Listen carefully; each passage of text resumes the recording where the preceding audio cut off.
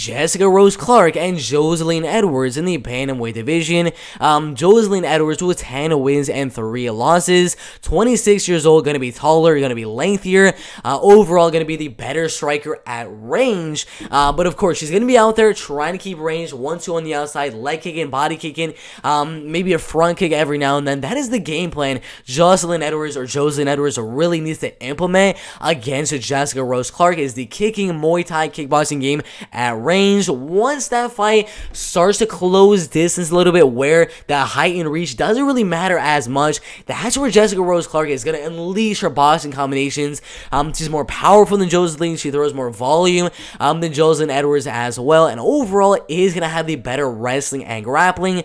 So of course, the way Edwards is going to win at range with the Muay Thai and kickboxing, and if Jessica Rose Clark is going to win high pressure, high volume game, going out there just closing that distance, getting Joselyne Edwards back to the cage, and just throwing boxing combinations and then mixing takedowns as well. And that is the main reason I am going to go Jessica Rose Clark. Of course, Joselyne Edwards could win the fight at range with the kickboxing and with the Muay Thai, but I think eventually the pressure of Jessica Rose Clark is going to kind of get to Joselyne. He's going to land some really big shots as Joselyne's back into the cage, and the wrestling, once that wrestling really starts to take place, as we saw in the last fight, Carol Rosa dominated Joselyne Edwards with the wrestling and grappling. I think Jessica can do a pretty similar thing to that. Not necessarily dominate her, but kind of keep the fight even on the feet, land some similar volume to Joselyne Edwards, mixing the takedowns, and use that to kind of sway the fight in her favor on those judges' scorecards. So,